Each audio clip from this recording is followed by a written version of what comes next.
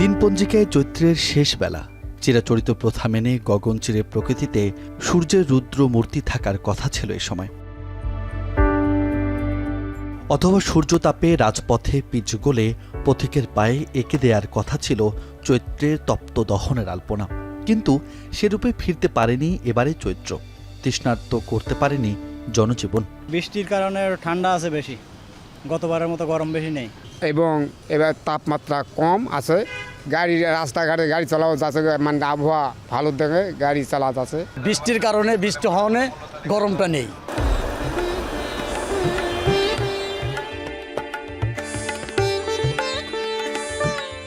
বৈশাখের আগমনে বার্তা এবার চৈত্রের স্বভাবজাত রুক্ষতা খানিকটা আড়াল করেছে কালো মেঘে। কালবৈশাখের ঝড়, শিলাসহ মুষলধারায় বৃষ্টি তরতাজা করেছে প্রকৃতি, আর প্রকৃতির সেই শীতলতাকেই ধরে চলছে বর্ষবরণের প্রস্তুতি।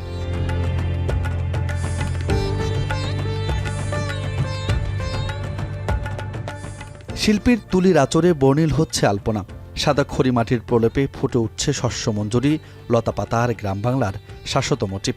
কিন্তু চৈত্রের মতো বৈশাখেরও কি ঘটবে মনোভ্রম? কেমন থাকবে বৈশাখের প্রথম দিন? বৈশাখের দিন বৃষ্টির খুব একটা সম্ভাবনা না থাকলেও বাড়তে পারে রোদের ক্ষিপ্রতা। আবহাওয়া অফিস বলছে চৈত্রের শেষ দিন থেকে বাড়বে তাপমাত্রার পারদ। যদিও এদিন বৃষ্টির প্রবল সম্ভাবনা আছে সিলেটে, বৃষ্টি হতে পারে চট্টগ্রাম ও বরিশালেও। পয়লা বৈশাখের দিনও ঝড় বৃষ্টির সম্ভাবনা কম।